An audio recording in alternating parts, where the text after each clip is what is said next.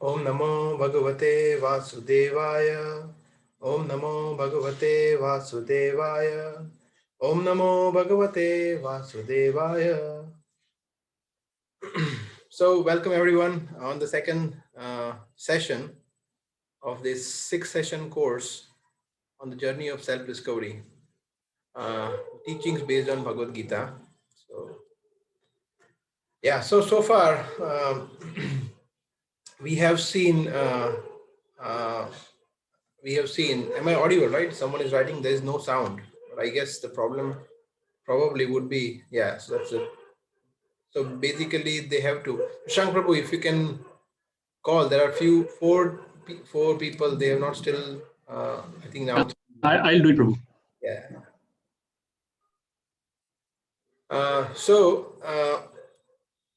Yeah, in the first session we have seen few important lessons. We have learned few important lessons. So we will try, and for those who couldn't make out in the first session, we will try and kind of revise in like 5 minutes what we have seen, and it will be a good some good kind of revision for most of us as well. So we've seen four important lessons in the first session. First was how this human form of life is special. So just a moment.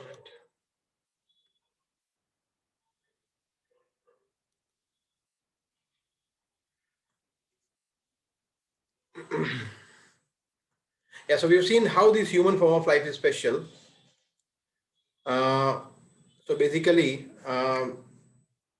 we've seen that what are the differences between us and an animal, for example. So we've seen that there are four principal things which generally all of us we do, right?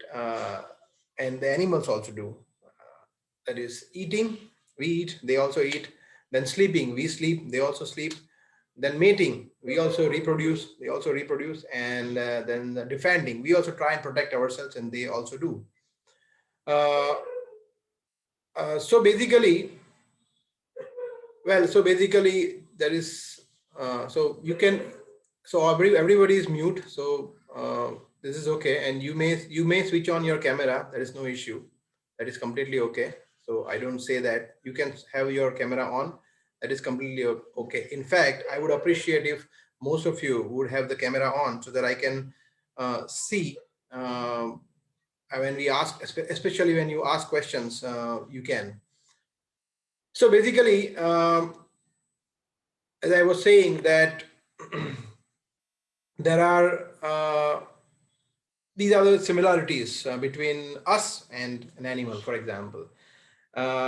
Then the second thing which we saw that was what is the actual real happiness, right?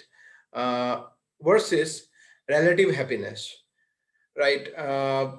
So basically, actual happiness is something which we have not experienced, basically.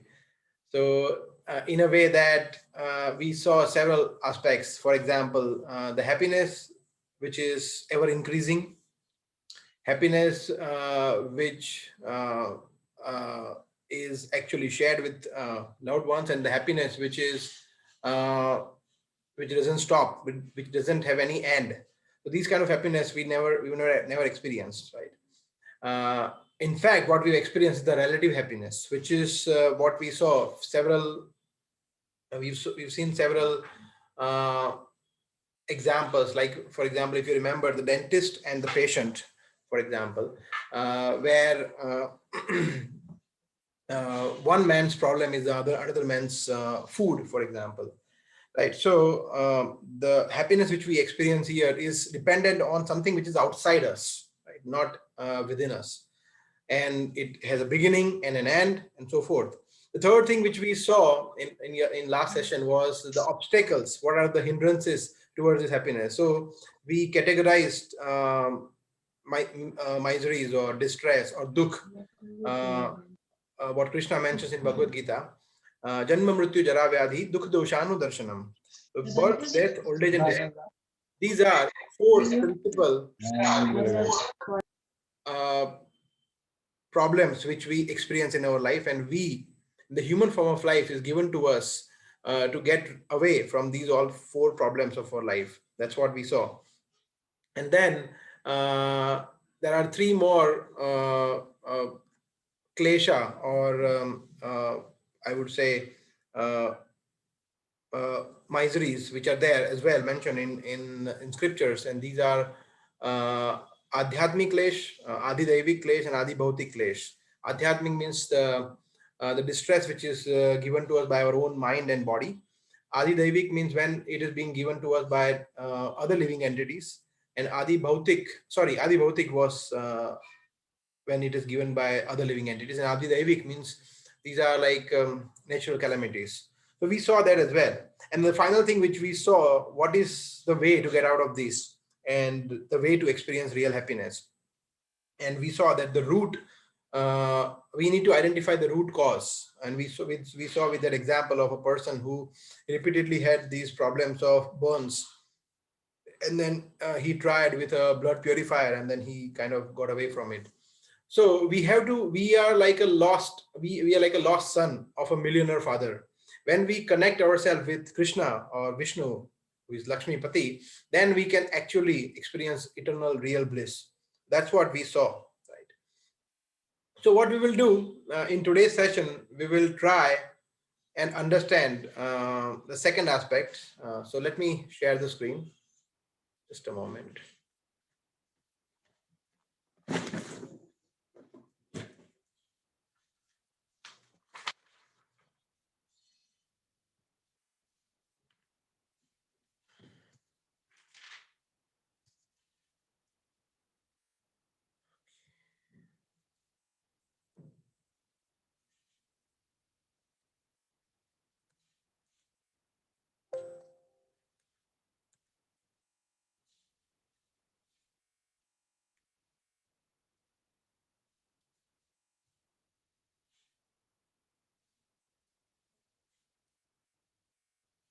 So you can see the screen, right?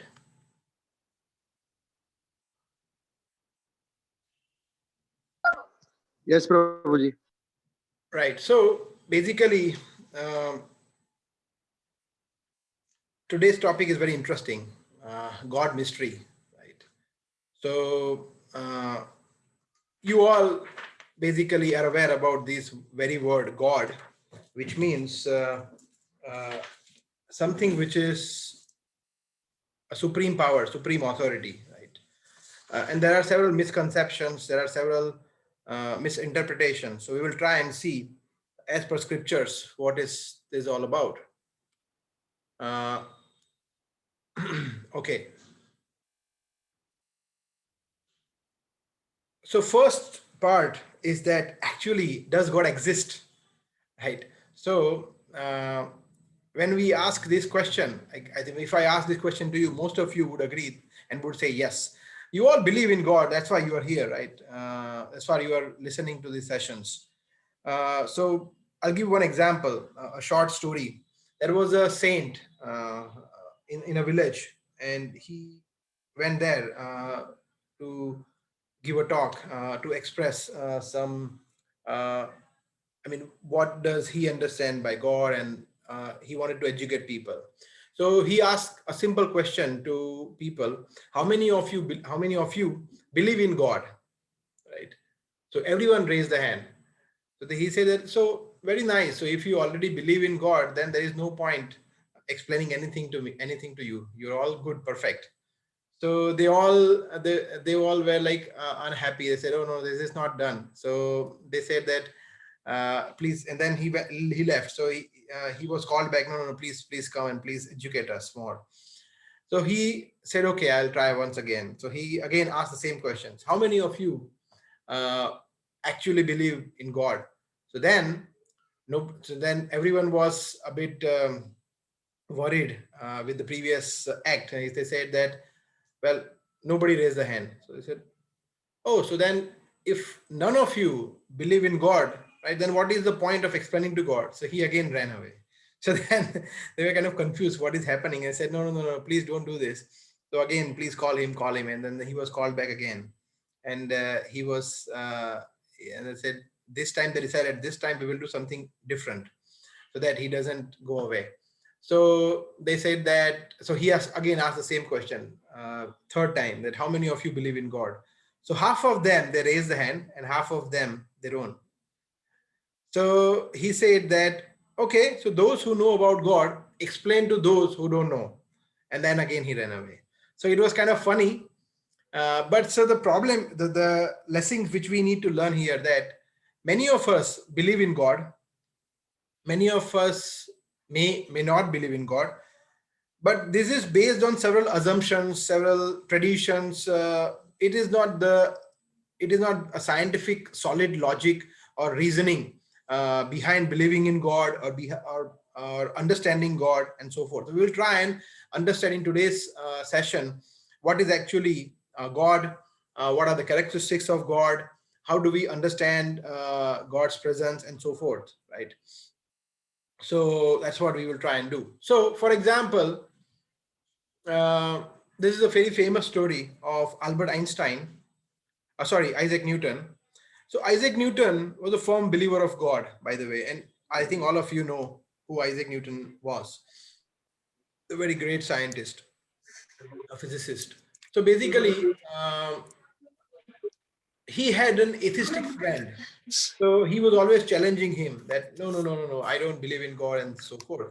So Isaac Newton once called his friend, and he said, okay, I want to show you something. And then in the other room, he had this solar system prepared, and it was a kind of, I would say, replica of the actual solar system. It was a model, of course, a model where he had different orbits of different planets, and then uh, he had um, different planets out there: Earth, Mars, Jupiter, and all these planets.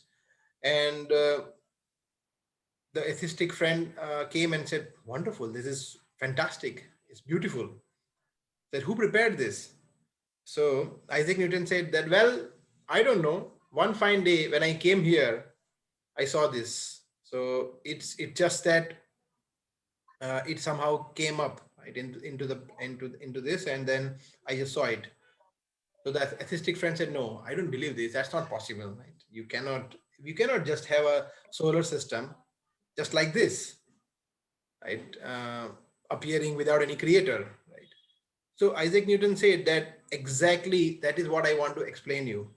If just a model of the actual solar system cannot be appearing by chance or by some person, there has to be a creator, right? Then how can you imagine that the actual solar system, the planetary system, the entire cosmology, is everything functioning in a very nice way? All the planets with different weights, with different radius, different orbits, different speed, they are rotating in their own orbit, and in precisely everything is well designed, well architect, right? How do you believe that it is just appearing without any, it is just there without any creator? How can you believe this? And the very next moment he believed this. There has to be a brain behind this big gigantic universe. He believed this. So this is how Isaac Newton convinced his atheistic friend that yes, we are all scientists, that is fine, everything, but we should not doubt a creator. Because I mean, it's not that there's accidents they have created this universe. That's not something which is possible, right? So yeah, it's a very convincing way of passing on this message to an atheistic friend. There is a very famous, I think those who are from science background, I think they may know about this Big Bang. So this Big Bang thing came up a few years back, and they actually say that uh, some millions, or I would say billions of years ago, there was very high temperature, very high density, and some fluctuations in quantum mechanics. These are fancy words which they use. Some fluctuations in quantum mechanics happen on high temperature, high density, and there was a big blast which happened, and slowly that then became some neutrons, electrons, protons, particles, then it grew, and then eventually this everything came into this practice. So before that, there was void, there was nothing, and before several billions of years there was void, there was nothing, and then slowly with this big explosion, big bang explosion, these came into the picture. So yeah, very nice, looks very nice in terms of, so if you say this to any scientist, he would say, yeah, it makes sense, yeah, this, that, whatever. Yeah. But if you, if we think logically, right, this is sheer nonsense. This is sheer nonsense. It's completely, uh, I would say, a useless theory, right? Why? Right. So let's see this with an example. Okay, I'll tell you one example, one story. Yes, today morning, I was, if I will tell you this story, that today morning, I was like reading a book in front of a parking lot, right? And then there were a few, uh, some metals there out there, some tires, some aluminum, some steel, some iron, and some plastic, some these, that, all these metals were there. There was junk, there's a complete mess, junk. Then suddenly there was an explosion, big explosion. And there comes a very nicely formed, very nicely designed Mercedes-Benz car. Would you believe me? This Prabhu has gone mad. He's just crazy. It's just like he's out of his mind. Right? Mercedes-Benz cannot come into the shape just by an explosion of a junk. This is exactly what they are trying to say in Big Bang. So we understand, but those who are intelligent, they understand that designing a car needs a lot of engineering, right? A lot of engineering goes there, automobile engineering, a lot of engineering goes there. Then these are the parts which will be required, right? For example. So how can we imagine that a universe is there, is just sun is rising exactly at the same moment every day? Have we ever experienced sun, right? And sun forgot to rise in the morning? No. Of course, we can see clouds, but sun is there. If you go up, if you travel through aeroplane, sun is still there. The clouds can cover the sky, cover the sun, but sun cannot just go away, right? So like that. So everything is happening precisely. So this cannot be by chance, right? So we understand this universe, right? We see that there has to be a creator. So we need to ask these questions, that who created this universe? What is the purpose of this very complicated universe? We understand it is so complicated, right? However, we see wonderful creations around us. You see this beautiful flower, amazing.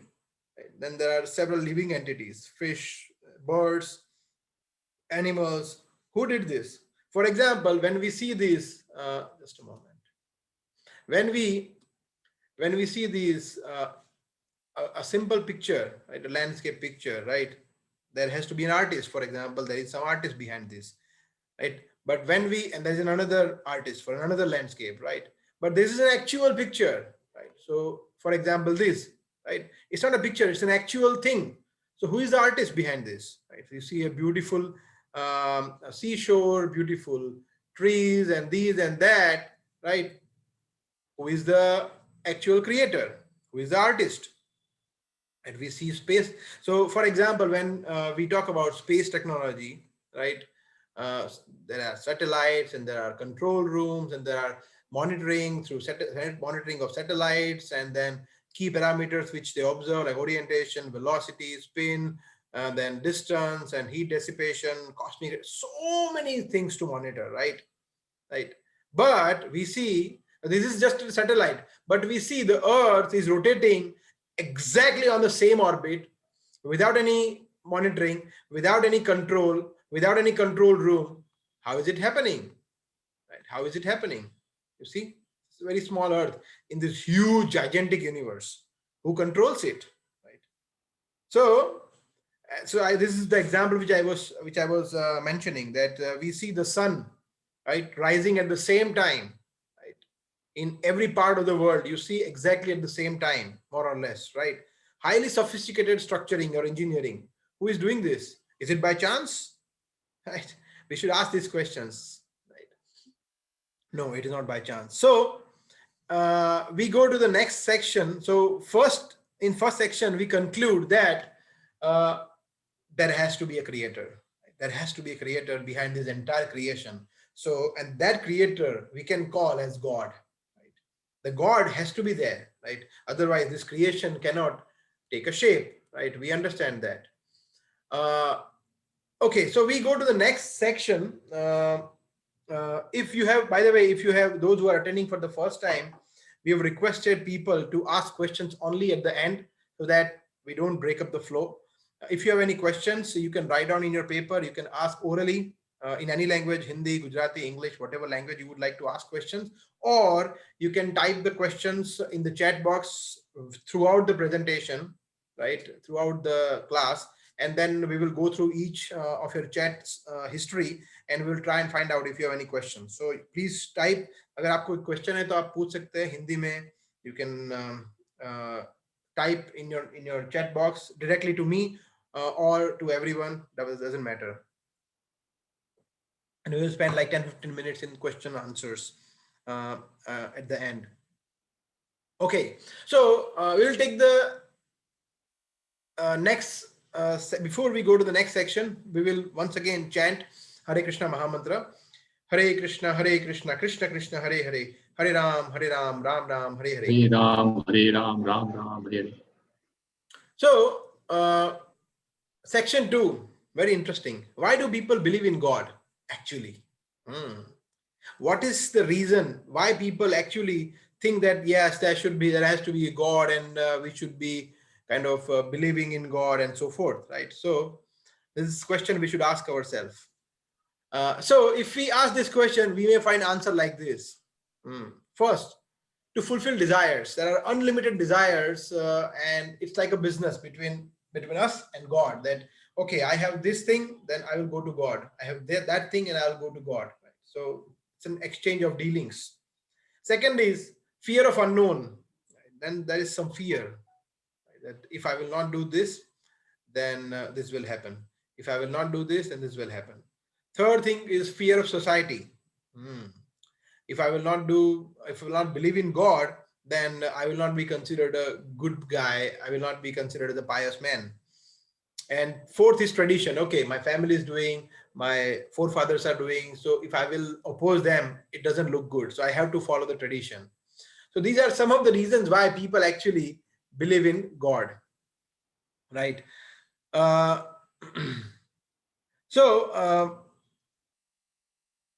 will just take few examples, right?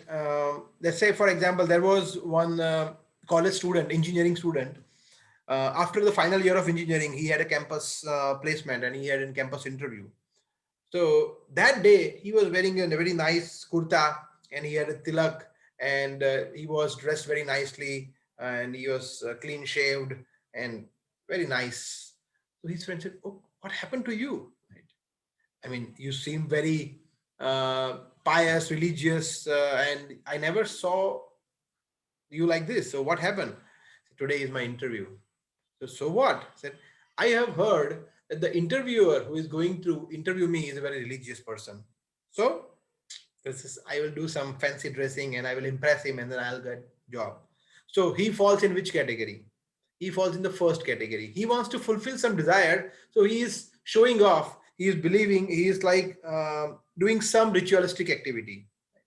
Second example, we can take that there was one student, a medical student, for example. He had an exam of his first year or second year MBBS. And then he was praying to the Lord that, oh, this particular, whatever, demigods, God, and he was visiting a temple and that tomorrow is my exam, please help me. So what is that? He falls in which category? He falls in the second category. Fear. He is afraid that if I will not do this, then maybe I'll get less marks or I'll fail in the exams, etc. There is another example. There was one person, a big businessman. He bought a commercial office in a very fancy commercial center, and he had a grand opening. So some of his, and then he had a puja as well. He had some ritualistic things. So he held a big puja. So one of his friends came and say, "Have you gone mad? You are a profound atheist. You don't believe in God at all, right? So why is this? Why are you doing this puja and these ritualistic ceremonies? He said, see, I have spent, I'm going to spend 10 lakhs rupees per month as a rent for this office, right? This shop, right? So I thought that no harm. And then there are people who are saying that you should do this, you should do that. There's no harm spending 5-10,000 rupees on these as well. So it's okay. Right? That's fine. Otherwise, if I will not do, then people will think this is such a shameless guy. He doesn't respect God. So yeah, I will do this. Right? But I know that's not important. So that is the fear of society, right? He wants to look good in front of society. So these are a few examples by which we can understand why do people believe in God, or why do people actually do some ritualistic activity. This is something which we have observed day in, day out as well, right? So of course, you may not be falling in this category. You may sincerely appreciating the Lord. You may sincerely be loving the God, right? Which is good. So we will see in the coming slides the other parts as well. So in the same continuing with the same philosophy, we can also ask this question that, but so first is, why do people believe in God? Now we can see, why do people not believe in God? There are people, they don't believe in God, right? Why? Because they say that there is no proof of his existence, right? Show me the proof that God exists. Show me, where is God, right? Or they can say that, okay, I can believe God if you show me God. They say like that, right? Or there are few people who say that, well, there is no God, right? Whatever we do, we should do good to all, right? There is no God, right? Because if God would be there, if God is there, then why is there so much suffering, so much sinful activities? Why are people so much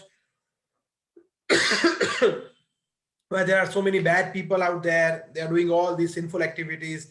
They are hurting people, treating people badly, terrorists, and people, and God is not doing anything. Right? People are crying. They're poor, hungry, and God, if God is there, then He should help these guys, right? That means if they are not being helped, then there is no God. These are all few arguments which they give to reject the authority of God. They say that there is no God. So yeah, these are few things. So let us see first part, proof for existence of God, right? Proof. So first, we have seen some of these, I mean, in brief in the previous examples, but we will see again in some detail. So the proof for existence of God, the first thing is creator, right? So if I ask this question to you, who invented the telephone, right? So I think many of you might be knowing this. The Graham Bell, he invented the telephone, right? Who invented the diesel engine? James Watt, right? Who invented the telescope? We all know, Galileo, scientist. Who invented, yeah, this is very easy, Thomas Edison, right?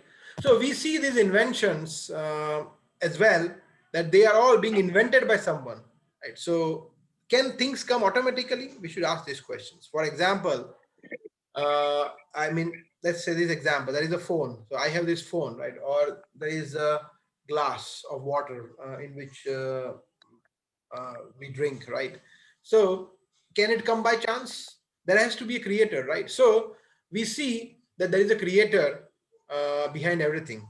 So uh, that is the proof that whatever is resting, whatever is we are seeing here, it's a creation, right? The earth, the planet, mountains, the rivers, right? Big oceans, right? So these are all creations of God. It's creations of something or someone, right? So then that someone is, there has to be God, right? Then we go to the next section. What is the definition of God? Right? This is something which is very important, because this will change most of our the perspectives.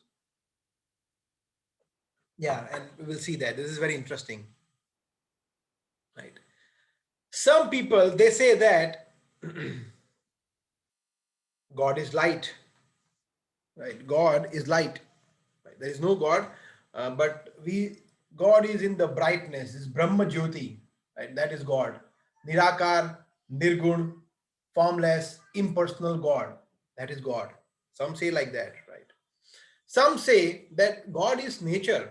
Right? All this Prakriti we see, beautiful mountains, waterfalls, trees, right? And seasons, and then all these beautiful things which we see, beautiful birds, beautiful animals, whatever beautiful we see, that is God. Right? Some say like that. Some say that God is dead. Right? God is no more God. God is dead. Right? So, and some who are even more intelligent, so-called, they said, we all are God. I am God. You are God. He is God. She is God. Right? Daridra Narayan, this Narayan, that Narayan. We all are Narayan. Some say like that, right? So that is also very popular, I would say, things among in the Kali Yuga. These are several misconceptions about God, because we don't know what is God, who is God, uh, how do we define God, and so forth, right? So we should understand in this way, right? Uh, for example, if we go on to this, that uh, when people say that we are all God, you are God, right? Uh, and first is that we should also understand why there are so many differences, why there are so many differences uh, on the existence of God, why there are different opinions about God, right? So one of the reasons is because our mind is completely crazy. Right? It is very unstable, right? In fact, in Bhagavad Gita, when Krishna asked Arjuna to control the mind, Arjuna rejected outrightly. Arjuna said that, sorry, Krishna, I cannot do this. He said this shloka, Chanchala hi mana Krishna. Yes, Chanchala hi mana Krishna, Pramathi balavadradam, Tasyaham nigraham manye, Vayureva sudushkaram. That Krishna, I cannot control the mind. If you want, I can control the wind. I can shoot arrows and I can control the wind. But for me to control the mind is even more difficult than controlling the wind. That's what Arjuna said. So it is extremely difficult. Right? So the only solution to control the mind is we do not allow the mind to unlimitedly go and try and fulfill all the desires. That's the only way. Okay, so what is the definition of God? So let us see what scriptures say about the definition of God. So this is something which is quite logical. We all understand and appreciate that God has to be the supreme, right? There cannot be anyone or anything superior than God. He has to be the topmost, right? We all understand and appreciate that. So there are several aspects of supremacy. First is supreme source. He has to be the supreme source. Everything should come from God. First thing. Second thing is he has to be the supreme proprietor, right? The supreme proprietor of everything has to be God, right?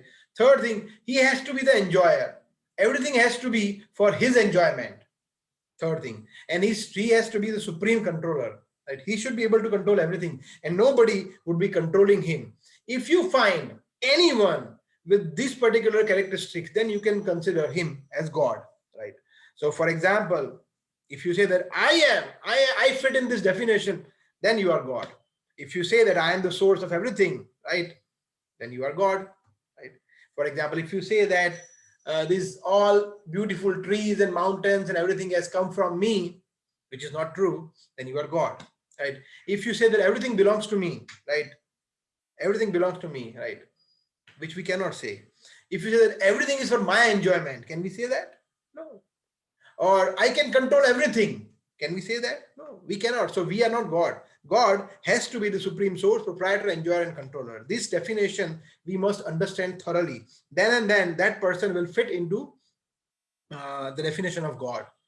So we will see these, each of them in detail, right? First of all, supreme source.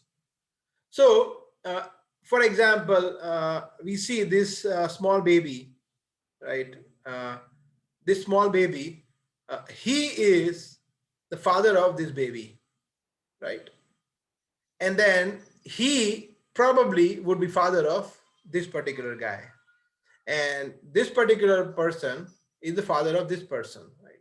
So we see here child and father, grandfather, great grandfather, right? Similarly, if you go on searching who is the Supreme Father, right? Sir, then we will see that is Krishna. So now you may say that, oh, you are from ISKCON.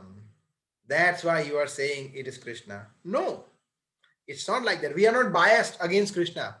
We are just revealing the truth which is mentioned in scriptures. For example, in Bhagavad Gita, what Arjuna said. So when Arjuna listened to chapter 2nd, 3rd, 4th, 5th, 6th, 7th, 8th, 9th, and Krishna explained himself, and Arjuna was just listening and listening and asking questions and listening. And then in chapter 10, when in chapter 9, when Arjuna and Krishna mentioned about his glories, and in chapter 10, in the beginning, Krishna mentioned in 8th verse that I am the source of everything. Aham sarvasva prabhavo. In chapter 10, text 8, Krishna says, Aham sarvasva prabhavo mattah sarvam pravartate. I am the source of everything, and everything emanates from me. Wow. That's what Krishna said. And then Arjuna said in text 12, this beautiful verse. Arjuna said, Param Brahma Param Dhama Pavitram Paramam Bhavan Purusham Shashvatam Divyam Adi Devam Ajam Vibhum. Arjuna said that, oh Krishna, you are Param Brahma, you are Supreme Personality of Godhead. And you are Param Dhama, you are the ultimate abode. Pavitram, you are the purest. Paramam Bhavan, and you are the absolute truth. Purusham, you are the original, eternal, Shashvatam, transcendental, Divya, original person, unborn. Ajam means you are not born. You are the cause of everyone and everything. And you are the greatest, Vibhum. When Arjuna said this shloka, you can imagine this consciousness of Arjuna. So, the message to be conveyed here that if we are reading Bhagavad Gita, right, we should read like Arjuna. If we should take Bhagavad Gita like Arjuna. If we are not taking Bhagavad Gita as Arjuna took this from Krishna, then we are not giving justice to Bhagavad Gita or our reading, right? Because Arjuna considered Krishna as the supreme person, supreme personality of Godhead, and we also should consider Krishna in the same way. This is one. There are several examples which we can cite, but I am just giving one or two.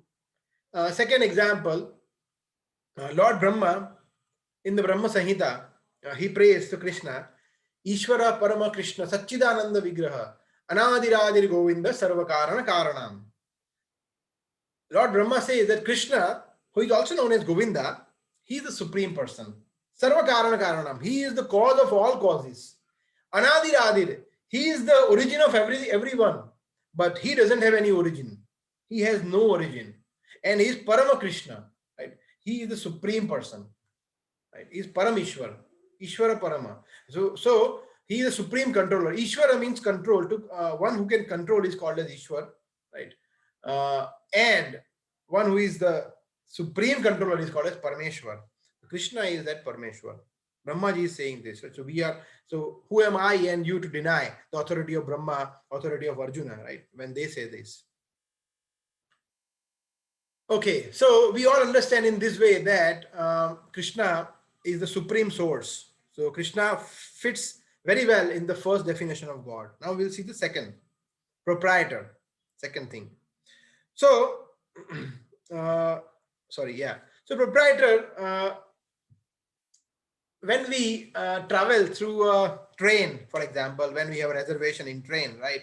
What we do, or even when we don't have reservation in the local compartment, I have traveled a lot, so I know maybe you also may have traveled.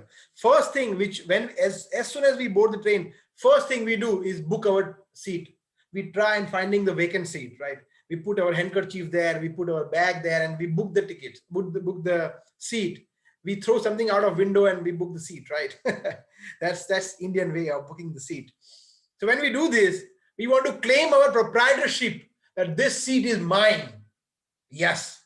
But how long does it stay? Right? Like mine, right? For a few hours only. Then someone else comes and sits here. So we are not the proprietor for that particular seat or train. The proprietor is what? Who is the proprietor? Proprietor is Western Railway or Indian government, right? They are the real proprietor. Right? So this is how we understand the proprietorship, right? So we should understand this.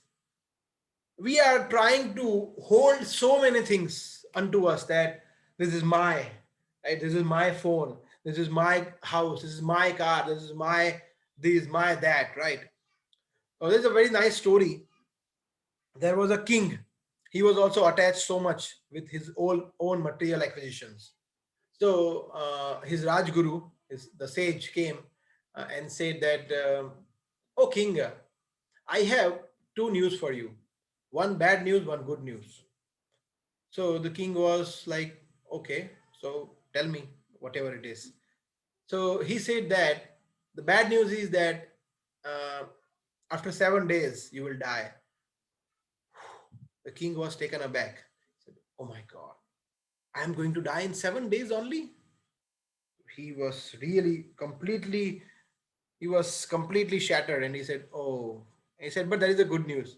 I said, "Okay, now what could be the good news? Okay, tell me." You will go to Swargaloka. And then the king was happy. He said, "Oh, okay, then it's good. Yeah, after 7 days, I'll go to Swargaloka. Fantastic." So he was again happy. He said, "But then there is one bad news." "Now what?" He said, "You will go to Swargaloka, but in Swargaloka, you will find a lot of mosquitoes." "How come? Mosquitoes in Swargaloka?" "Yeah." "Oh, then he was again unhappy. And then the mosquitoes may bite you." He was very unhappy. He said, "Oh, Swargaloka, also it will have these things, these are all problems. But then there is one good news," he said. "Oh, what is the good news?" "But where you will stay, your entire part will be covered by mosquito net." "Oh, that's it. Great. Now I'm okay. I'm safe now." He said, "But then there is one bad news." "Come on, what is this now?" "The mosquito nets could have some holes inside. The mosquitoes can penetrate through the holes." And he was again, "Oh." He said, "But then there is one good news." He said, "Oh, good news. Very good. Tell me." He said, the holes can be stitched. You can actually take stitches and you can seal the holes." I said, "Okay, yeah." He said, "But then with one bad news again." "Oh, come on." He said, "that you will not be able to find a needle in the Swargaloka." I said, "Oh, really?" "Because you need needle to stitch, right? So you will not be able to find the needle. So when you go from here to Swargaloka, make sure you carry needle with you." This is what the sage said. I'm repeating. He said that, so in order to be happy in Swargaloka, when you go there, please ensure that you have the needle kept with you so that you can carry it to Swargaloka. The king said, "Done. I will do that." But then immediately he thought that, "No, when I will go, I will leave everything. I will not be able to carry even a needle with me. So how is it possible?" And then he again said the same thing to the sage. Sage said, "Exactly. That's what I'm trying to teach you. You will not be able to take even a needle. So why are you so much attached with your kingdom? This is my kingdom. This is my military. These are my queens. This is my throne. This is my palace. These, that. Don't be attached. You cannot take even a needle with you when you will die." This is a very good learning lesson for all of us. And we should all think in those lines that we are trying to accumulate so many things, but we will not be able to take even a pinch of it when we go from here.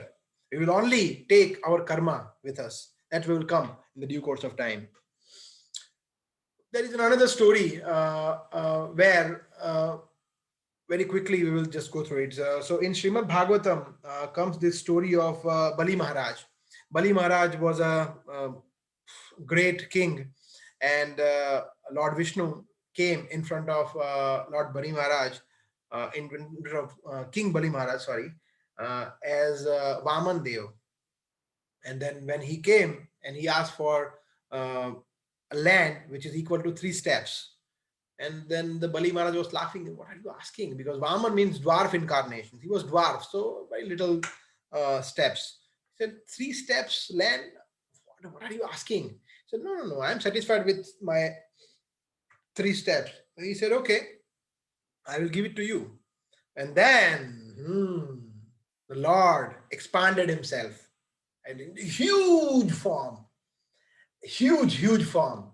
And then in the first step, he covered the entire universe, entire material world. In the second step, he covered the entire. In the first step, he covered the entire planet Earth. Second step, he covered the entire rest of the material world. So everything was covered.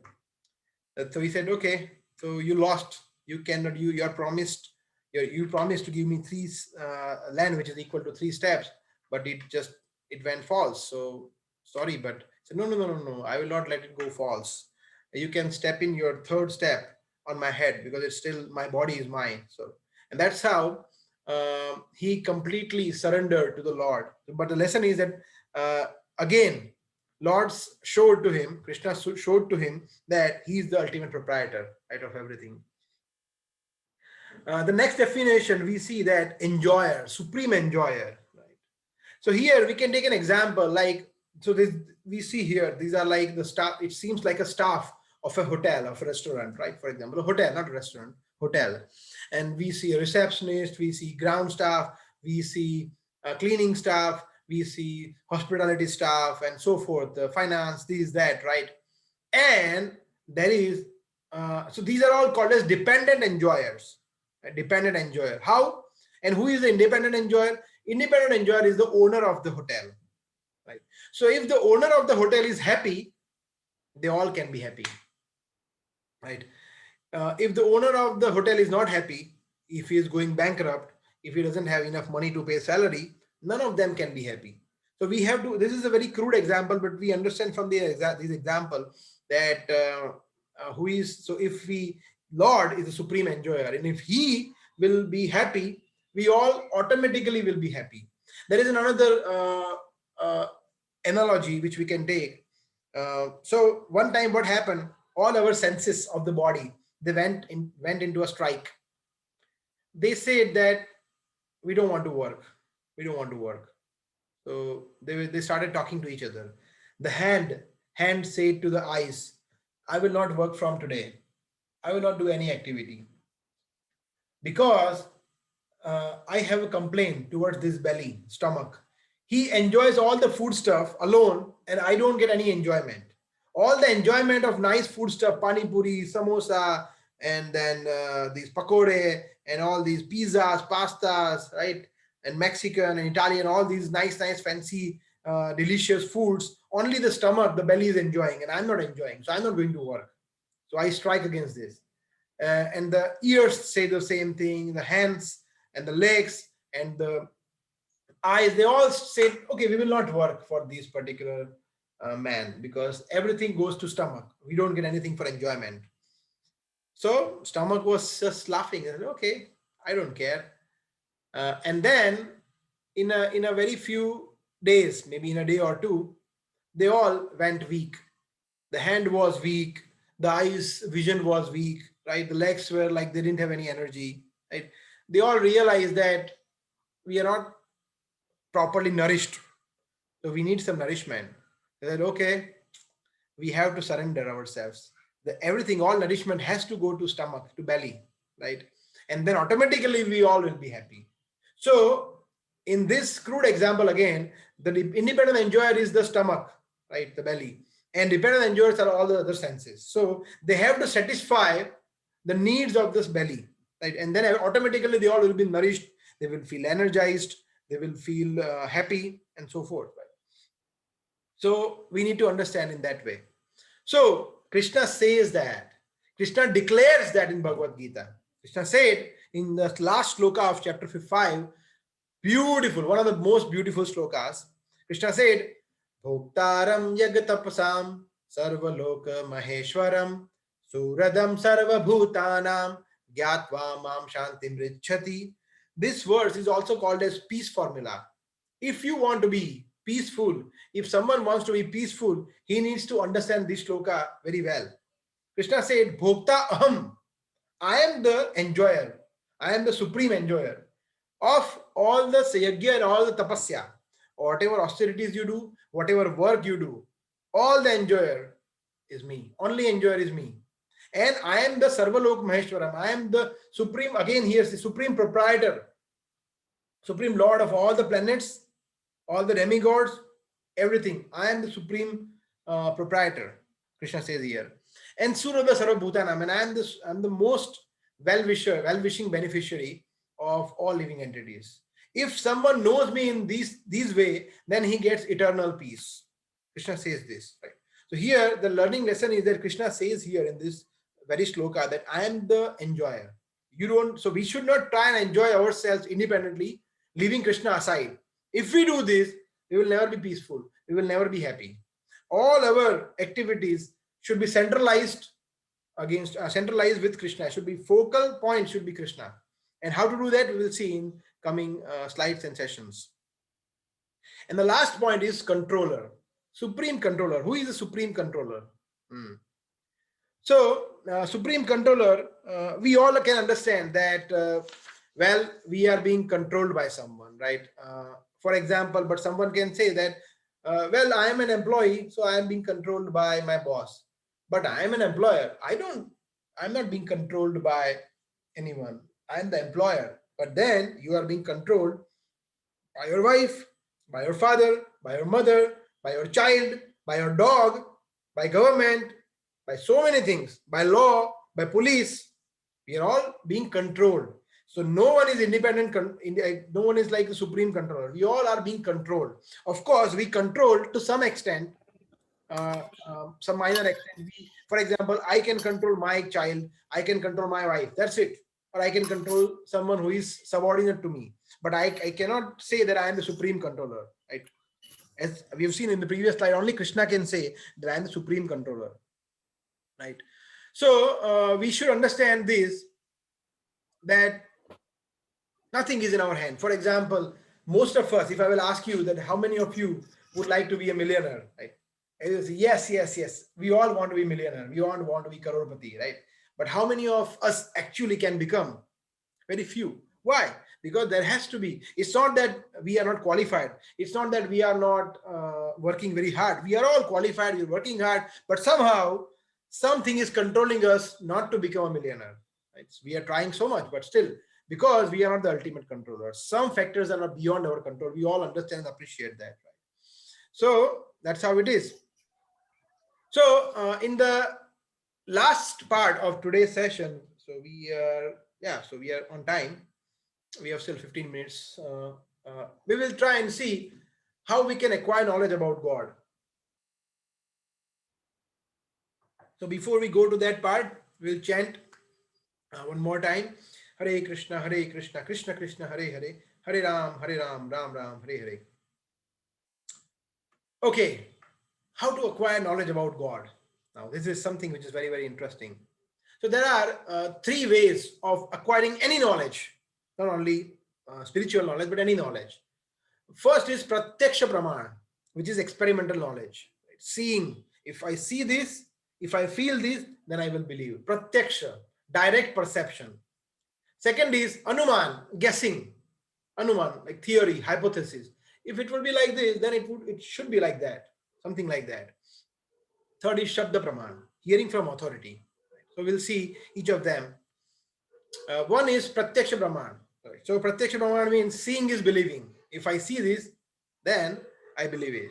For example, here we see that the straw is tilted here. So is it actually tilted? Is it actually tilted? No. So basically, it's just our vision is like that, or it's just it's a kind of illusion which we have, where it looks like that it is tilted, right? So, but it is not. In fact, when we see in the mirror also, we see the mirror image, right? It is not the actual image, right? So left hand is seen as right hand is seen as left hand, and so forth. Right? When we take selfie pictures, for example, that's what happens, right? Similarly, there are so many things which we actually cannot see, right? For example, wind we cannot see. So, but still they exist. So there are so many things which we see, they don't exist, but there are so many things which exist but we cannot see. So seeing, is seeing actually believing? That we have to ask this question. So to understand this in more detail, we have to understand these fundamental things, right? We cannot understand absolute truth or spiritual science with our blunt material senses. Why? Because of four things. First is that all our senses, like our seeing sense, smelling sense, touch sense, all these our senses are imperfect. They are not perfect. Second thing, we have tendency to be illusioned, right? Brahm. right? Illusion. Third thing is that we commit mistakes. We commit so many mistakes, right? We are not perfect. We make so many mistakes. To err is human, right? And the fourth thing is cheating propensity. We are all cheaters. We all like to cheat. Now you say, no, no, no, I am very honest, but we will see how we do that. Right? Okay, how are our senses imperfect? First, let us take this example. So we see that uh, our eyes are blind outside the range of 400 to 700 millimicron. We see that, right? We cannot see. There is a very short window in which we can see. Uh, Nearer to that or farther from that, we cannot see. Right? Ears similarly are deaf outside 20 hertz to 20 kilohertz. Anything lesser than that or higher than that, we cannot hear actually. And there our touch senses, our tongue, all these are subjected to so many conditions.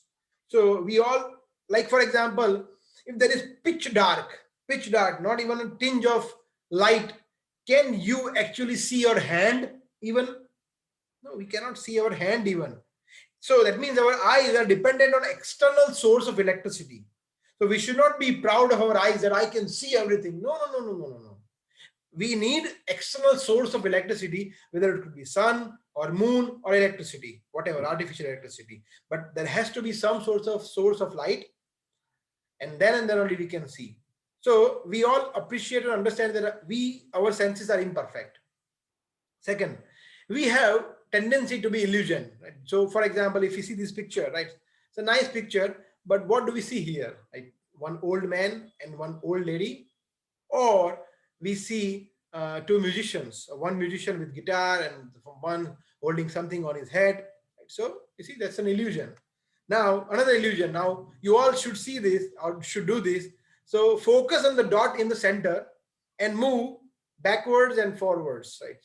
Back and forth, just move. If you do like this, you can see actually that the wheels are there, right? The centers, right? And when you focus on center, the wheels are moving actually. But are they moving actually? No, it's just the illusion, right? So yeah, funny thing, but it's there. And you see this picture. Now, what do we see in this picture? So these are different boats in there, or are they actually some gates? Looks like some gates or boats, you see. So some doors, I mean, or actually a boat. So yeah, we tend to get illusion at times. And the biggest illusion, the biggest illusion which we have, that is the topic of the next session, which is who am I? Next is we commit mistakes. You see, we commit mistakes. For example, initially the brain was actually considered as an organ to cool the blood. There was no other use of brain. Now we understand the central nervous system.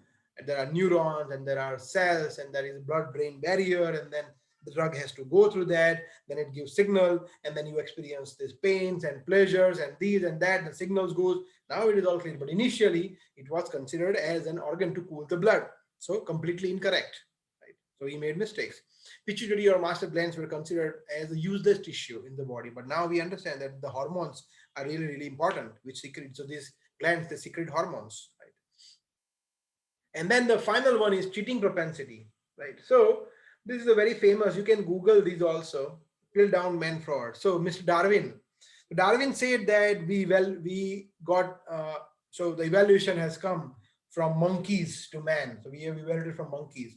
So to prove these pathetic theory, Darwin's pathetic theory, which is completely false, to prove that, which is still, unfortunately, which is still being taught in schools, which is completely a crazy theory. Evaluation is right, but evaluation of body is completely incorrect. Right? It is actually evaluation of, we will see that in the next lecture, which is who am I?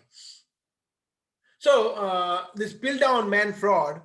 So what was happened? There was one person who actually compounded, made up, right, the upper part, which is like the skull and the jaw. So he took the jaw of a monkey and upper part of a man, and he somehow fixed it and proved that, yes, I found out this millions of years ago, this was like this, and now I found it out. Actually, it was a made up thing. And then it was kept for quite some time, maybe around 30 or 40 years. So you see here, 1912 to 1953, so around more than 40 years, it was kept in British Museum. And I visited that museum like before a few years.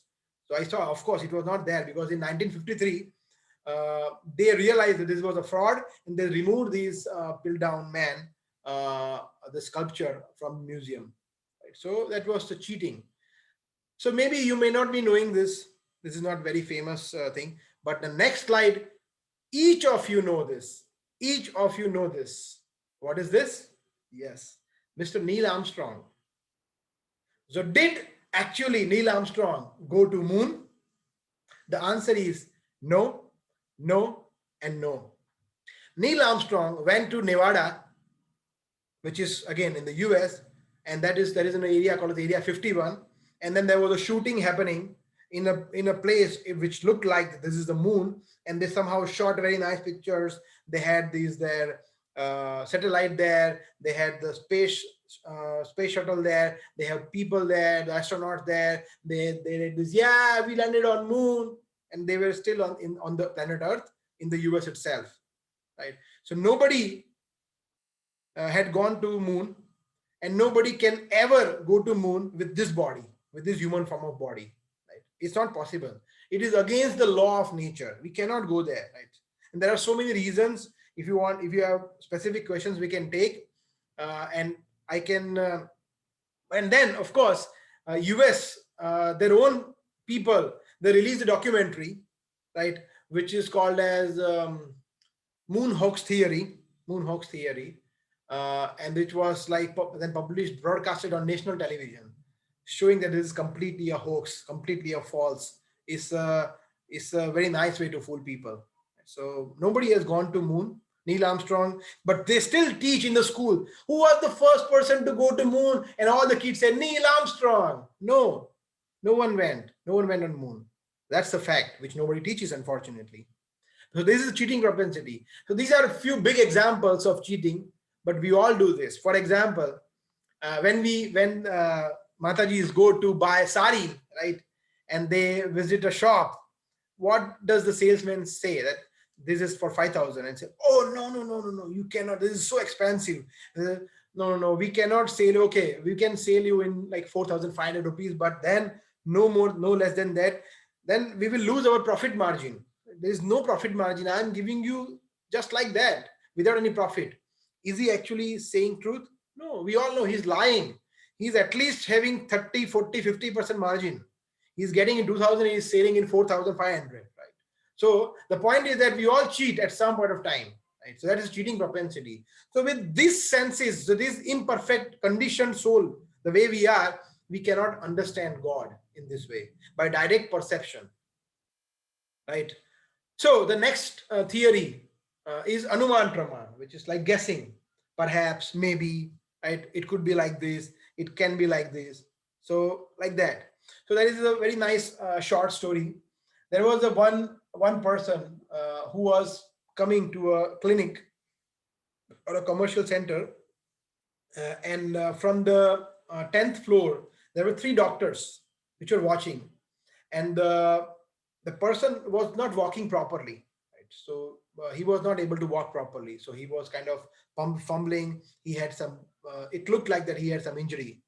So there was 3 doctors. The first doctor was an orthopedic surgeon. So he guessed that this particular person is coming to my clinic, orthopedic hospital, because he must have had an accident and he has actually broken his bone. The second doctor was that no. Second doctor was a psychiatrist. So he said no. He has got some psychiatric issues. He has got some, maybe he has got some Parkinson disease or some other form of disease where he's not able to walk properly. His senses are not moving properly. That's the reason. So he will come to my clinic. And the third doctor was a physiotherapist. He said, no. Both of you are incorrect. No, he will come to my clinic because he has got some muscular issues. Right? He has got some maybe sprains or some strains. So he will come to me. Don't worry. He will not come to you. So what was the actual reason why the person was not able to walk properly? The reason was that he had a broken shoe. So his shoes were broken, his chappal was broken, which he got from Bata the other day, and that's why he was like walking as if he had some injury.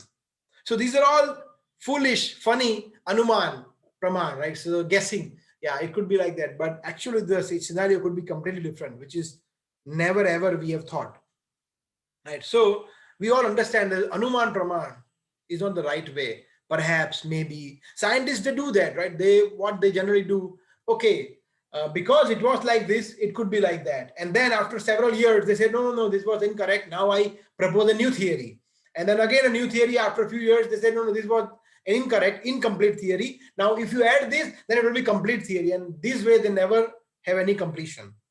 This is the way they fool people. But the correct way of knowing knowledge is Shabda Pramana. Shabda Pramana means hearing from authority. So when we hear from authority, it is always correct. So the example here we see, the picture is from Srimad Bhagavatam.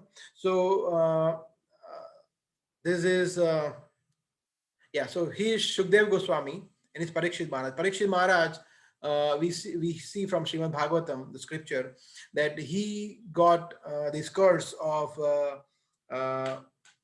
meeting death in 7 days by the bite of a serpent, Takshak. And then he inquired to his Rajguru that what should I do? They said, go and seek spiritual, you should kind of focus on spiritual life now. So here then he met Shukdev Goswami, and then all the conversations are then compiled by Vasudev as Srimad Bhagavatam. So and then he heard this conversation sincerely from authorities. That is called a Shabda Praman, right? So by hearing, we can understand God. We can only understand when we hear from right authority. So who is that right authority? Right authority is Krishna himself. Krishna says in Bhagavad Gita, in chapter 4, text 2, Evam parampara praptam imam rajarshayo viduhu sakale neha mahata yogo nashta parantapa.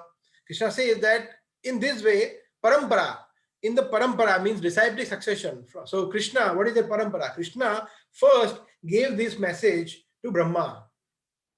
And in Srimad Bhagavatam, it is said, right? Tene Brahmaradaya Adi Kavaye. So Krishna revealed this knowledge in Brahma's heart. Then Brahma gave this message to Narad Muni. Narad Muni gave this message to Vyasadev. In this way, Vyasadev to Madhvacharya, this way Chaitanya Mahaprabhu, and then in this way, disciple A.C. Bhaktivedanta Swami Srila Prabhupada, who is the founder Acharya of ISKCON.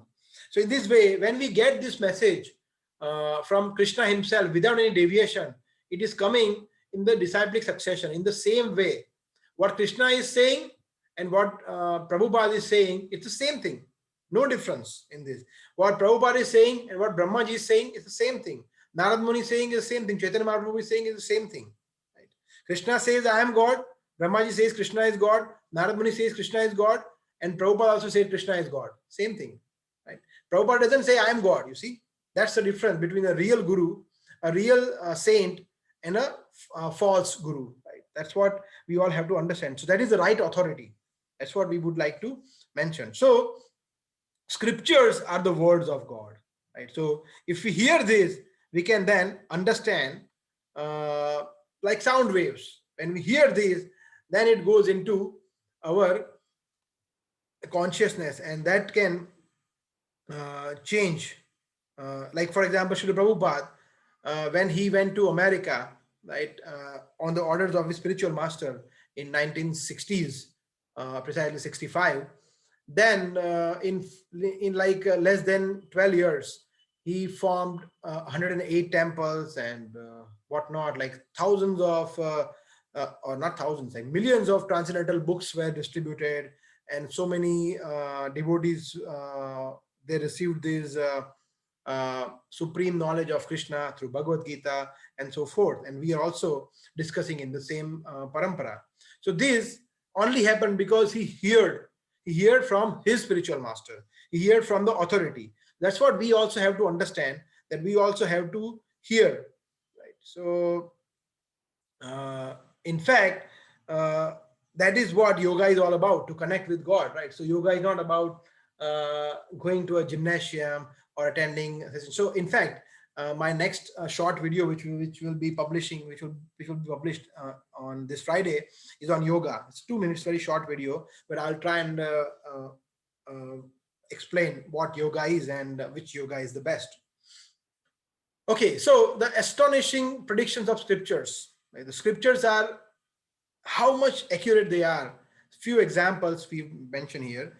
Lord Chaitanya, and this was predicted, Lord Chaitanya's incarnation was predicted 5,000 years back, right? And he actually appeared 500 years back. So before 5,000 years back in Srimad Bhagavatam, it was mentioned that after this so many years, Chaitanya Arva will appear. So how is it? This is called as prediction of scriptures. Even Buddha, Lord Buddha, was also mentioned in Srimad Bhagavatam. He appeared before a few thousands of years, maybe I think 1,500 or 1,200 years before, right? Lord Buddha, and it was predicted in Srimad Bhagavatam 5,000 years back. Same way, Chanakya Pandit, he is also mentioned. Ashoka, King Ashoka was also mentioned. So all these things we see that these are mentioned in scripture. So if we hear from right authority, from scripture, then and then only we can get the real knowledge. But if we hear from anyone and everyone, like for example, there are so many spiritual channels, right? This channel and that channel, and this speaker is speaking and that speaker is speaking, and people really enjoy. Wow, very nice. Such nicely they are speaking, but we do not know if they are speaking from scriptures or if we are speaking on their own whims. So we should not actually entertain such kind of thing. We should actually hear from bona fide parampara, right, from right authority. So if we hear from right authority, gradually we will feel inspired and our heart will be purified, and then we should be able to understand the spiritual science, and it will bring transformation in our life. So thank you very much. I think this is the last slide. Yeah. So basically, I would kind of summarize here that today we've tried and see 4 particular things. Those who are the people who who believe in God, people who don't believe in God, why they don't believe in God, and what is the definition of God, right? Supreme source, controller, enjoyer, and proprietor, and the process, how we can know God, right? Shabda Praman is the right process, as we've seen, and not the Anuman Praman or Pratyaksha Praman. These are not the right ways of understanding the Lord. Okay, so I think that's with this, we will kind of rest here, and thank you very much for your patient listening. So we can take questions if you have.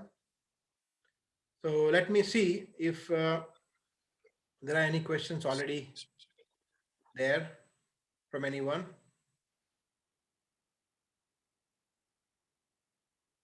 Okay, so far no questions. Hare Krishna Prabhuji. Yes. Prabhu, Dandavad Pranam. Yeah, I have a question. Who is this? Prabhu Kaustubh De. Boliye. Yes, please, yeah. Prabhu, I want to ask one thing, that like you said that Neil Armstrong, he never stepped in moon. So when, suppose like when I will discuss this thing maybe in future with my friends and not. So how will I, they are not devotee, they may not believe me. So how will I substantiate, or where are the references? We are not even saying that you have to convince them in scriptural ways. There are scientific proofs. I mean, a few proofs I will say. There are if you see the photographs at those times, there are multiple light sources, which is not true, because on the only light source on sun or on moon could be only sun. There's only one light source. First, second thing regarding the cameras, the crosshairs, which was present, which was also manipulated, multiple locations and the same objects, because spaceship never got lifted. Then Van Allen radiation belt 500 miles away from Earth. Nobody can penetrate. They had aluminum protections. It needed actually 6 centimeter thick lead protection. Otherwise, anyone would simply die at those times. Then, so these are a few examples. There are so many things, and I will share if you're interested. I will share with you this documentary link on YouTube and some other. Surely, Prabhu, you please share. Yeah, I will share. But it is based on science. It's not that it's based on like emotions or feelings, right? That yeah, because Chandra Grah is there, Chandra Dev is there. No. They will not believe these kind of things. So we have to go in that way. That based on science, based on facts, figures, nobody has been on moon so far. Thanks a lot, Prabhuji. Okay. Dhanavad Pranam. Okay, there is one question which is I want to ask what should be our spiritual goal and what should be our purpose in life. Well, so purpose of life, human form of life, is to go back to our original home, right? Go back to the spiritual world. That is why we are here for. That is why this human form of life has been given to us. That is why we have been given this intelligence to think. We can understand, we can generate our karma, and accordingly, when we leave our body, we do not take another material body, but we go back to our original home. Right? That is the entire purpose of human form of life. But it is too early to go deep in this subject. Once we, because in next few sessions we will have more clarity, because otherwise things would be a little clumsy.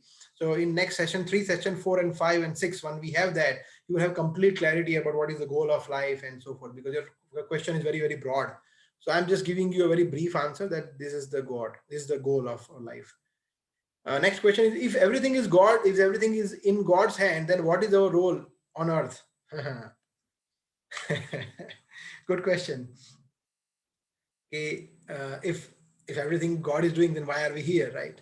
So Krishna says in Bhagavad Gita, Mame vanshu jiva bhuto jiva loke sanatana manashasthani indriyani prakriti sthani karshati. We are all part and parcel of Krishna, right? We're all like, for example, my hand is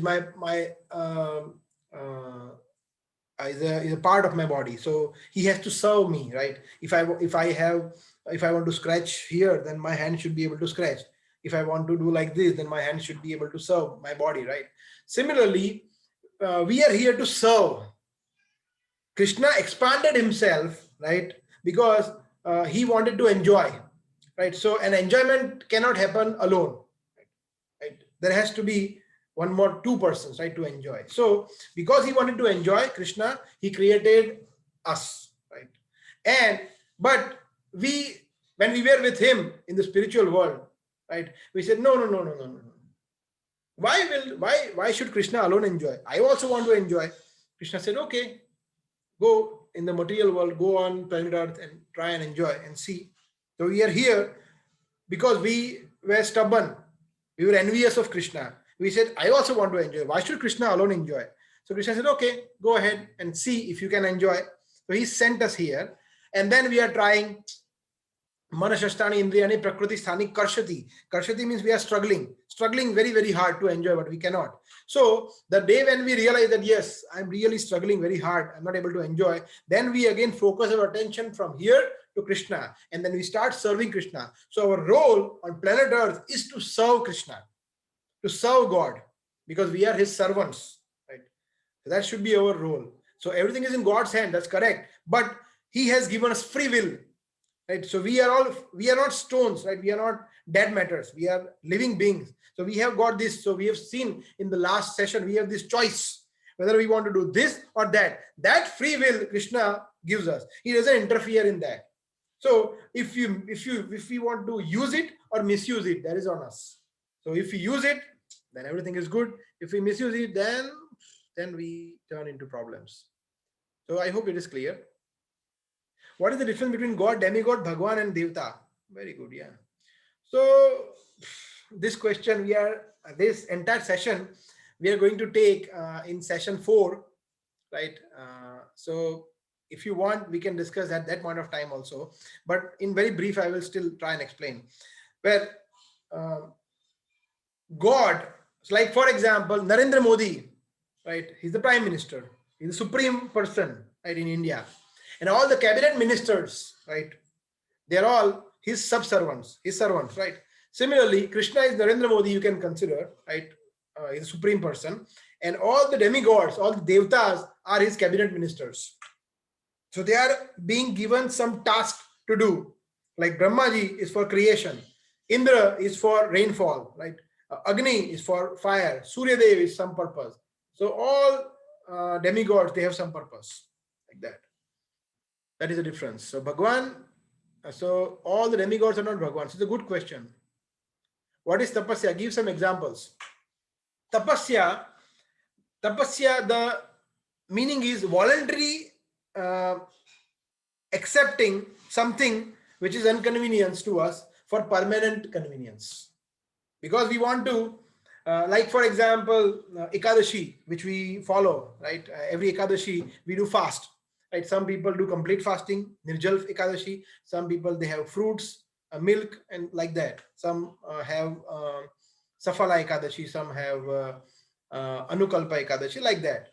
So Ekadashi, we have to control our tongue, right? Control our tongue. We do not want to. We will not we will not eat any grains. That is tapasya. For example, then when one is chaste, right? He strictly follows the grihastha principles. He strictly follows celibacy, brahmacharya, right? Then it is control over sex life. So that's a celibacy, right? So he doesn't deviate from his goal. That is tapasya. It's not an easy thing to do, right? Because a man gets easily distracted with a beautiful woman, and the same way, the other way around. But when one is dedicated, one is chaste to husband or wife, that is tapasya. It's a good thing to have, right? So similarly, mind's tapasya or mind's austerity is to have satisfaction. So Krishna has mentioned these in Bhagavad Gita. Everything is what is the tapasya for body, what is the austerity for mind, what is the austerity for speech. Like for austerity of speech is to chant the Lord, names of Lord. Right? If we chant Hare Krishna Mahamantra, that is tapasya. It is not an easy thing to do. Not everyone can chant that. But when someone chants that, it is tapasya, right? Because there are so many things, so many nonsense things which we can speak. But if we speak Krishna's name, that is something, that is tapasya. It's not an easy thing to do. But that's, so tapasya or austerity is related to different senses. So ears, eyes, skin, then all our hands, legs, mind, they all can have body, they all have their own set of tapasyas. So I hope that helps. Okay.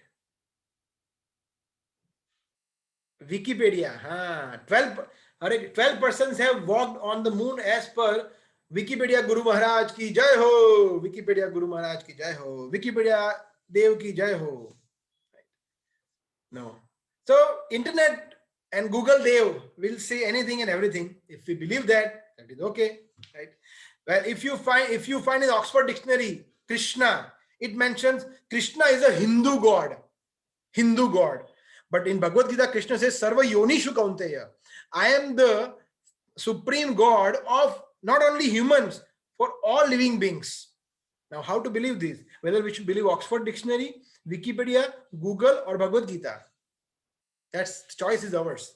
So we will find anything and everything on internet. If we just follow, that's what I'm saying. We have to hear from right authority. The right authority is Krishna himself, Bhagavad Gita himself. If we find anything and everything from anywhere, I mean, everyone can speak anything and everything, right? So it is up to us what we should believe and what we should not. So, yeah. What about Allah, religion, Jesus Christ and so forth? तो ये question को हम अभी hold करेंगे, ये question को हम next session में. So we will take this question in the fourth session, sorry, not third, fourth session. We will take this question because this very question will be answered in detail. So I hope it is okay, because otherwise I have to explain from the very beginning. It will take it will consume a lot of time, because otherwise it will not be very clear. So we will take that, we will hold that question for session 4. Free will and controlled by God. Don't you think that's a conflicting statement? No, It's not. It's not. See, basically, we are not controlled by God. Right? We are not controlled by God. Right? Rest of the things is being controlled by God. In a way that if I want to do something, who can control me? As of now, if I want to leave this meeting, who can control me? I have got free will, and Krishna doesn't interfere in that free will. But still, I am bound by Krishna's law. In that way, Krishna is controlling me. In that way, Krishna, through modes of material nature, is controlling me. If I will do this karma, that's fine, you can do, but then you have to pay the price. Like, for example, a father wants to, there is a small kid, he wants to touch the fire. The father says, no, don't touch, you will burn your hand, don't touch. But he's adamant, no. There is something, okay, forget about fire. There is something which is hot. For example, this is a hot surface, and he wants to touch this hot surface. The father says, no, don't do. But still he's adamant, he's crying and crying. I said, okay, try. He will touch once, and then he will never touch in his entire life. So free will is there, but he was controlled by these modes of material nature. So once we commit some activity, Krishna allows that. That's okay. Krishna doesn't interfere in our free will, because otherwise we will be like dead stone, right? Like, for example, this paper, I can cut, I can do anything, and I can put it. It will not stay. This paper doesn't have any feeling, but we have. If I will slap anyone, he will not tolerate, because he has got feeling. There is a living being. So we have got free will, and that makes us different from a dead matter. That's how free will has to be there with a living entity. But still we are being controlled in a way that if we do that, we have to pay the price. That is the law of karma. So I hope that makes some sense. Is it necessary to do puja, dhoop and all? Isn't it okay if we don't sit at a place and chant God's name in our heart?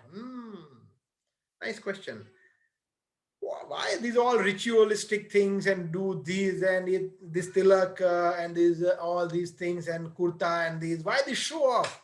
God is just it's the inner thing. Right? So all these things. Right? Very good question. This question also, please hold Mataji for fourth session, because in fourth session, which is religion on trial, we're going to take all these things. Right? So that maybe you will get all these answers. So it's a good question, but if God is one, then why we differentiate between Tridev and other multiple devatas? Because of the powers, there is multiple avatars. God is one, but you already mentioned devatas. Devatas is different. They are also gods, but they are not supreme God, supreme Lord. So there is a difference, as I said. So I gave this example of Narendra Modi and cabinet ministers. So it is like that, right? So God is one, and that God, who is he? Krishna himself said, I am that Lord. I am that supreme Lord. Krishna said that. Arjuna said that. Brahmaji says that. All the scriptures say that. Ishopanishad say that. Padma Purana says that. Srimad Bhagavatam, Rig Ved, Yajurved, all the scriptures, they said Krishna, Vishnu, Narayan is the supreme person. They all say that. So it is like that. But again, as I said in session 4, we will have in detail about all these elements which we are talking about. Okay, so I think then there is one more. If we take only karma in afterlife, then why is it so? Because what starts ends here. Then why the product of doing karma comes with us after life? The question is not very clear. Let me read again. If we take only karma in afterlife, then why is it so? Because what starts and ends here, then why the product of doing karma comes with us in afterlife? So can you explain this question to me, Prabhu? Rahul, Prabhu, because this is not very clear. Can you listen to me?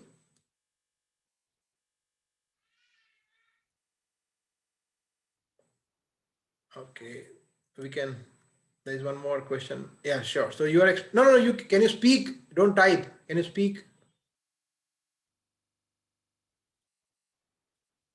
Okay. Meanwhile, anyone else, there is one more question. Prabhu, how to focus on one thing or increase concentration power? Increase focus, increase concentration power. So Krishna says, Abhyas and Vairagya. Abhyas and Vairagya. These are two things to control mind. One is practice. We have to practice. And second is vairagya. We have to detach.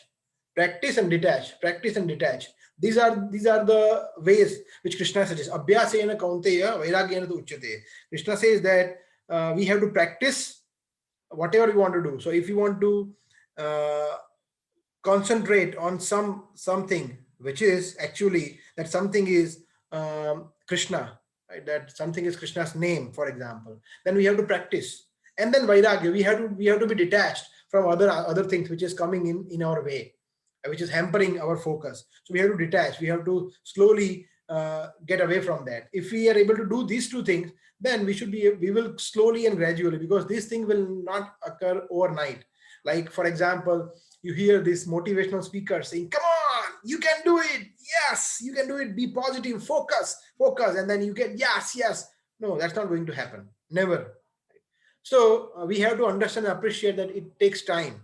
You have to practice, and then you have to detach also, right? So focus, if our focus is on spiritual subject matters, and if you want to actually sincerely follow that, then we have to get ourselves detached from material things, and then it is possible. Hello Yes. हाँ sir, मैं अपना question explain कर देता हूँ कि you have provided an example about a king cannot take a needle from this world to the swarg and narak, whatever he want to go. But if we cannot take anything from this world to that world, so why the thing which we do here, like I killed the animal, and the doing of this my bad karma continues with me in my afterlife? Because Krishna has said that in Bhagavad Gita, sad asad yoni janmasu. Because see, like for example, if someone is doing job, right, um, uh, from uh, from this financial year to that financial year, then the next salary will be decided based on his performance, right? What will be the salary, how he will be promoted, what will be the designation, if he want to be promoted from manager to general manager, from general manager to vice president, from salary to 20 lakhs to 25 lakhs, 25 lakhs to 50 lakhs, that will be based on his performance, right? Because he has performed. So like that, similarly, whatever we have performed, we will be rewarded in a positive way, or we will be downgraded in a negative way, right? Based on our karma. Because you see so many species of life here, right? So will it happen that an ant will always be an ant eternally? No. We have to pass through different cycles, right? That will come in very next session, which is who am I. But so once we have become human being, which is after passing 8,400,000 species, 84 lakh species of life, we have got now this human form of life, where this will be explained in detail about the fifth session, which is the law of karma, where we have got this free will to choose the karma, to do the karma. Then the next life will be decided whether he will be given an animal's body, a bird's body, beast body, aquatic body, plant body, human body, demigod body, will be decided based on our karma, right? So Krishna said that what is the sloka I'm forgetting. Krishna has said that in 13th chapter, text 22, that based on whatever we perform, we will be given good body, or we will be given not so good body, right? Karanam guna sangasya, yes. Karanam guna sangasya sad asad yoni janmasu. So whatever gun we are associated with, which is sattva gun, rajo gun, or tamo gun, we will be given sad asad yoni janmasu. We will given a good body or a not so good body based on our karma. That's why karma has to go. Karma has to go. Otherwise, how will Yamraj decide that what is the quota on this side, what is the quota on that side? So that's how it is. So karma, and if we will not do, if the karma we will not take, then people will be completely, they will go wild. Now I can do anything. I can kill a cow, I can kill a human being, because I can. For example, you can take it in this example also. Like for example, if there is no criminal law, no civil law, right? Then if I will shoot you, nobody is going to hang me, then I will do it. There is a small quarrel and I will shoot you, and nobody is going to hang me, right? There will not be any law on me. If that will be, then it will be complete chaos. No police department, gone. Everyone will go crazy. There has to be police department. There has to be criminal department. There has to be prison houses, jails, right? There has to be punishment so that people would not commit sinful activities. Same way, there has to be hellish planet. There has to be law of karma. There has to be afterlife, bad, good effect, so that people would be reluctant to do sinful activities, right? That is the purpose of law of karma. The people would live regulated life. So I hope it helps. Okay, one more question. Prabhuji, which things helps to increase tapasya and what things decrease the feeling of tapasya? So, as I said, tapasya is a very broad term. So in general, there are different kinds of tapasya. But in general, I would say if you will remain in association with devotees of the Lord, right, you would get good vibration. Right? There is a saying in Hindi, "Jaisa sang, vaisa rang." Right? So if you will try and control that, no, I will not drink wine, I will not drink wine. But if you remain with drunkards, at some day you will drink. But if you will remain with devotees and say, no, I don't want to chant. I don't want to chant Lord's name. I don't want to read Bhagavad Gita. But if you will always remain with devotees, if you will listen, at one point of day, you will go and you will start chanting. You will start reading Bhagavad Gita. You will do, you will engage in the devotional service, which is the goal of life. So the most important thing is association. So if you will associate with the right set of people, it will really help in executing all the tapasyas, whether it is mind tapasya, body's tapasya, or whatever. That is very important. Okay. Any other questions? I think there are no more questions now, at least on the chat box. If anyone wants to ask any question, it's possible. No, I think so. Thank you very much, everyone. I hope, I mean, I can imagine it's too late for most of you. That's why I'm going a little faster and I'm trying to be brief. But we cannot help because there are few people who are still not able to join because they think 9 is still early somehow, you see. They are still working in banks, they are still working and they're still traveling and they're asking that we should be a little late. So, but we cannot have anything later than 9 because we have to stop at 10:30 at least, right? Which is still 10:40. So anyhow, thank you very much for all your presence and patient listening. And if you have any questions, you can also write to me on WhatsApp also. And we will try and answer these. Thank you very much for your patient hearing. Hare Krishna. Srimad Bhagavad Hare Gita. Krishna. Jai. Hare Krishna. Hare Krishna.